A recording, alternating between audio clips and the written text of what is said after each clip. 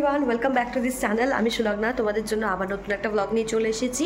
আজকের ব্লগে আমি শেয়ার করব আমার বয়ফ্রেন্ডের বার্থডে ব্লগটা, যেটা কিনা আমি ইন্ট্রো আউট্রো কিছুই দিইনি। দ্যাটস ওয়াই আমি আবার নতুন করে শ্যুট করছি তোমাদের সুবিধার্থে, যাতে তোমাদের বুঝতে অসুবিধা না হয়। ব্লগটা এমনভাবে ঘোজোমটো করে শ্যুট করেছিলাম, তো কোনোটা ভার্টিক্যালি শ্যুট হয়েছে, কোনোটা হরিজেন্টাল শ্যুট হয়েছে। দ্যাটস ওয়াই আমি তোমাদেরকে আগের থেকেই বলে দিচ্ছি, তোমাদের হয়তো একটু দেখতে অসুবিধা হতে পারে, বাট স্টিল তোমরা একটু দেখো এবং লাইক করে দিও এবং কমেন্টে আমাকে জানাতে ভুলো না যে ব্লগটা তোমাদের কেমন লাগলো। ঠিক আছে, চলো দেখতে থাকো।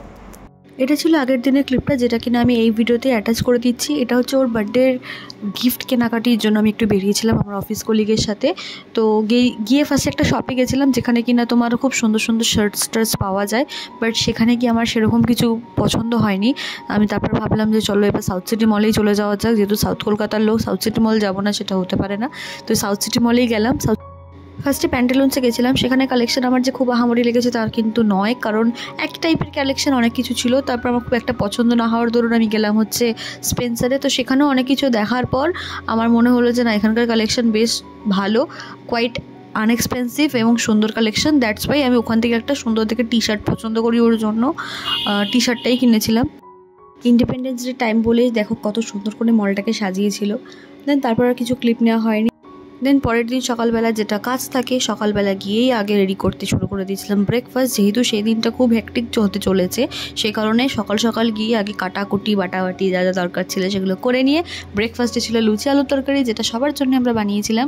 দেন শুরু হয়ে গেছিলো ওদের প্রত্যেক বছর বার্থডেতে যে নিয়মটা থাকে সেটাই, 5 থেকে 7 রকমের ভাজা, ভাত, ডাল, চিকেন, পায়েস, মিষ্টি, দই সমস্ত কিছু রেডি করার পর এই যে মহারাজ এসেছেন এবং ওকে আশীর্বাদ করা হবে এরপরে।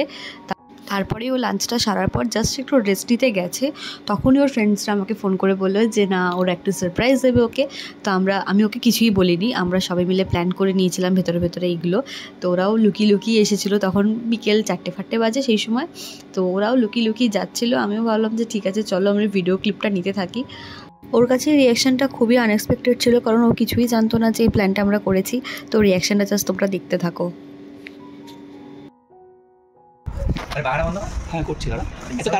এইসবের আবার কি দরকার ছিল? তোর জন্য না, কেকটা আমার পছন্দ হয়েছে।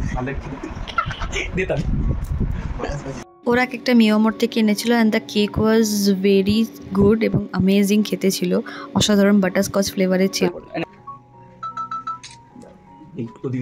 Happy birthday to you, happy birthday to you. কেকটা কাটো।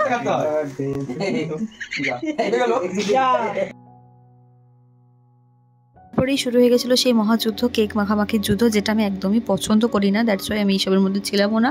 আর এই হলো আজকে আমাদের বিকেলবেলার গ্রুপটা, যেটা আমরা সবাই একসাথে ছিলাম।